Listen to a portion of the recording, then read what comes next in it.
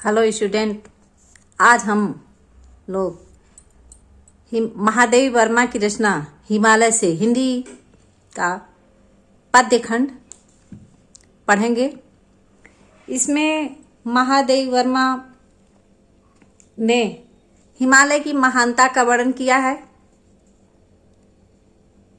हिमालय कितना महान है, उसके प्राकृतिक सौंदर्य का वर्णन किया है। आप लोगों को पहले आता है संदर्भ, प्रसंग, फिर लिखना होगा व्याख्या, इसके बाद लिखना होता काव्य संदर्भ। काव्य संदर्भ में लिखना होता भाषा क्या है, तो महादेवी वर्मा की भाषा जो है खड़ी बोली हिंदी है। इसमें गुण माधुर्य, शैली लिखना होगा शैली चित्रात्मक एवं भावात्मक है। रस, पूरे काव्य में शांत रस है। अलंकार हम आपको बताएंगे अलंकार क्या है। तो इस प्रकार आपको संदर्भ, प्रसंग, व्याख्या और काव्य सौंदर्य ये चारों चीज लिखना होता है। तो हम आपको पहले बताते हैं संदर्भ। इसमें लिखना होगा प्रस्तुत पद्यांश हमारी पाठ्य पुस्तक के काव्य खंड के हिमालय से शीर्षक उद्धृत है या लिया गया है। यह कवित्री महादेवी वर्मा द्वारा रचित सांध्य गीत से है या लिया गया है। फिर लिखना होगा प्रसंग हिमालय से। इसमें कवित्री महादेवी वर्मा ने हिमालय की महानता, उसके सौंदर्य, उसके दृढ़ता का वर्णन किया है। यह भारत का प्रहरी ही नहीं वरन आर्थिक समृद्धि का स्रोत है। आइए हम व्याख्या बताते हैं। हे चिर महान, यह स्वर्ण रस मिच्छू श्वेत भाल। कवित्री हिमालय की महानता का वर्णन करती हैं कि हे चिर महान, हे हिमालय चिर महान, युगों युगों तक महान हिमालय, यह स्वर्ण रस मिच्छू श्वेत भाल। तुम्हारी जो सुनहरी कीड़े हैं, बर्फ से श्वेत भाल, बर्फ से ढकी हुई जो तुम्हारी सुनहरी कीड़े हैं, श्वेत भाल जब तुम्हारे मस्तक का स्पर्श करती हैं, बरसा जाती रंगीन हास। तो जब वह मस्तक को छूती हैं तब तुम्हारे चारों रंगीन हंसी को फैला देती हैं, या हंसी के समान हंसी जो है फैल जाती है। सेली बनता है इंद्रधनुष, जब सूर्य की सुनहरी किरणें पड़ती हैं तो ऐसा लगता है जैसे हिमालय ने अपने मस्तक पर, सिर पर इंद्रधनुष की पगड़ी बांध रखी है। सेली बनता है इंद्रधनुष, पगड़ी बांध रखी है। परिमल मल मल जाता बतास। कवित्री कहती हैं कि चारों तरफ सुगंधित परिमल मल, सुगंधित वायु बतास, चारों तरफ खुशी की लहर फैल जाती है और ठंडी हवा तुम्हारे शरीर के प्रत्येक अंग को सुगंध से भर देती है। पर रागहीन तू हिम निधान।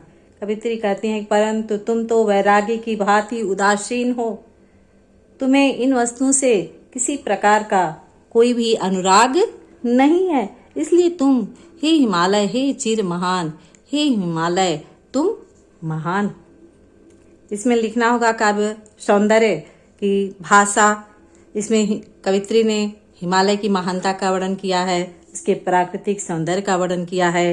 भाषा खड़ी बोली हिंदी, गुण माधुर्य, शैली चित्रात्मक, रस शांत और अलंकार। अलंकार हम आपको बता दें, इसमें कवित्री ने मानवीकरण अलंकार का प्रयोग किया है, क्योंकि हिमालय के प्राकृतिक सौंदर्य का मानव के समान वर्णन किया है, इसलिए इसमें मानवीकरण अलंकार।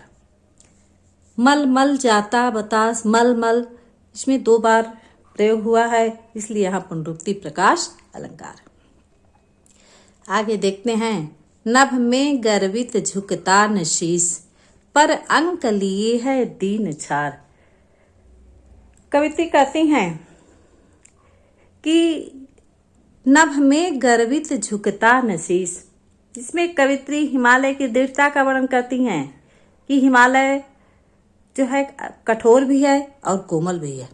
कहती हैं कि नभ में, कहती हैं कि हे हिमालय, तुम्हारा जो सर है, स्वाभिमान से नभ में तुम अपने सिर को गर्व से ऊंचा उठाकर खड़े हो, अर्थात तुम्हारा सिर किसी के सामने झुकता नहीं है। पर अंक लिए है, पर अंक में अपने गोद में दीन छार छोटे छोटे कणों को समेटे हो, अर्थात तुम इतने कृपाल हो कि तुम इस दीन रूपी तुच्छ मिट्टी की धूल को अपने अंक में, अपने गोद में समेटे हुए हो।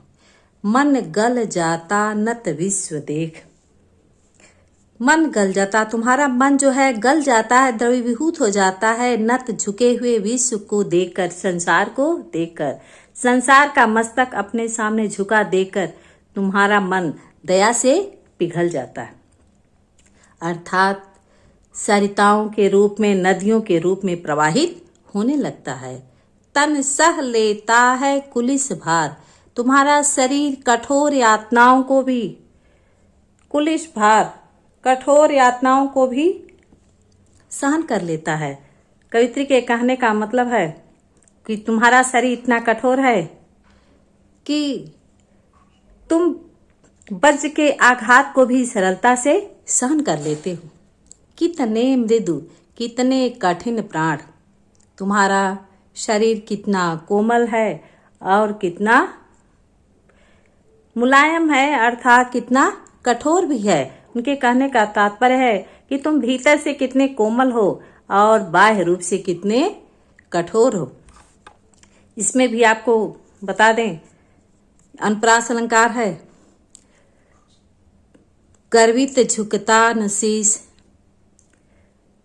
गर्वित झुकता न शीश, कितने कठिन प्राण, इस प्रकार जो है क शब्दों का उच्चारण हुआ है। तो यहाँ कौन सा अलंकार है? अनुप्रास अलंकार है, मानवीकरण अलंकार है। और काफी सुंदर में जो हमने आपको बताया, खड़ी बोली है, शांत रस है, गुण माधुर्य है, यह सब आपको लिखना होगा। आगे हम देखते हैं। टूटी है तेरी कब समाधि, झंझा लौटे सत हार हार। इस पद्यांश में कवित्री ने हिमालय की दृढ़ता का वर्णन किया है, साथ ही उसके प्रति अपने भावनात्मक अनुभूति का वर्णन किया है। कवित्री कहती हैं कि टूटी है तेरी कब समाधि, तुम्हारी समाधि कब टूटी है, अर्थात तुम समाधि लगाकर बैठे हो। कवित्री कहती हैं कि तुम तो एक तपस्वी की भांति समाधि लगाकर बैठे हो, तुम्हारी यह समाधि कब टूटेगी। झंझा लौटे, झंझावात आंधी के सैकड़ों झटके तुमसे लगते हैं, लेकिन हार हार सैकड़ों आंधी तूफान झंझावात आते हैं, लेकिन टकरा कर वापस चले जाते हैं। बह चला दिगों से किंतु नीर, कवित्री कहती हैं कि ये सब जो है तुम्हारा कुछ बिगाड़ नहीं सकते हैं, तुम विचलित नहीं होते हो और तुम्हारे अंदर इतनी दृढ़ता है, इतनी कठोरता है कि कोई भी रुकावट, तुम्हारे मार्ग की रुकावट जो है तुम्हारी बाधा नहीं बन सकती है। और बह चला दिगों से किंतु नीर, कवित्री कहती हैं कि दूसरी ओर तुम इतने कोमल हो, इतने मुलायम हो कि भावुक हो कि धूप में जलते हुए कण की पुकार को सुनकर जलते कण की पुकार पृथ्वी पर, जब ग्रीष्म ऋतु में पृथ्वी के छोटे छोटे कण जब ग्रीष्म ऋतु में तपते हैं, तो उन कणों की पुकार को सुनकर तुम्हारे नेत्रों से, दृगों से किंतु नीर, तुम्हारे नेत्रों से आंसू की धारा फूट पड़ती। सुख से विरक्त, दुख में समान, कवित्री कहती हैं कि तुम किसी का दुख देख नहीं सकते, तुम तो एक योगी हो जो सुख से विरक्त हो, सुख से विरक्त, सुख से दूर रहने वाले हो, विरक्त हो, एक वैरागी के समान हो, और दुख में समान, सुख में वैरागी के समान हो, अर्थात तुम जो है सुख की कामना नहीं करते, तुम तो सुख और दुख में सम हो, समान भाव रहते हो, समान भाव से स्थिर रहते हो। तो यही हिमालय, कवित्री कहती हैं कि हिमालय जो है तुम्हारी उच्चता का यही प्रतीक है। इसमें भी आपको उसी तरह से जो है काव्य सौंदर्य लिखना होगा। आगे हम देखते हैं। मेरे जीवन का आज मूक तेरी छाया से हो मिलाप। कवित्री कहती हैं कि मेरे जीवन का आज मूक, हे हिमालय, मेरे जीवन का जो मूक है, चुप्पी है, तेरी छाया से हो मिलाप, तुम्हारे छाया से मिलन हो। मेरे मौन, मेरा जो मौन है, अर्थात कवित्री जो हिमालय के गुणों को अपने मन में सहेजने की कामना करती हैं। कहती हैं कि मैं तो यह कामना करती हूँ कि मैं अपने जीवन के मौन को तुम्हारी छाया में मिला दूं। अर्थात वह हिमालय के गुणों को अपने आचरण में उतारना चाहती हैं। वह कामना करती हुई कहती हैं कि तन तेरी साधकता छूले, कि मेरा शरीर भी, मेरा तन भी, मेरा शरीर भी साधकता छूले, तुम्हारे साधना शक्ति से परिपूर्ण हो जाए। मेरा शरीर में तुम्हारी तरह कठोर साधना शक्ति आ जाए। मन ले करुणा की थाह नाप, और मेरा जो मन है इतनी करुणा से भर जाए, करुणा की थाह नाप, मेरा मन इतनी करुणा से भर जाए कि जितनी करुणा तुम्हारे हृदय में भरी हुई है। उर में, मेरे हृदय में पावस वर्षा ऋतु हो, मेरे हृदय में भी वर्षा का निवास हो। दृग में बिहान, तथा नेत्रों में प्रातःकालीन सौंदर्य भरा हुआ।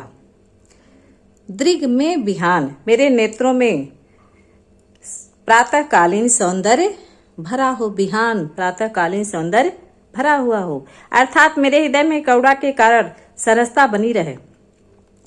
तात्पर्य यह है कि जिस प्रकार हिमालय सारे कष्टों को सहन करता है, वैसे ही मैं संकटों को सहन करूं, संकटों से विचलित ना हूं। इसमें भी आपको काव्यगत सौंदर्य में लिखना होगा। तन तेरी साधकता छूले, इसमें त शब्दों का प्रयोग हुआ है तो अनुप्रास अलंकार हो गया।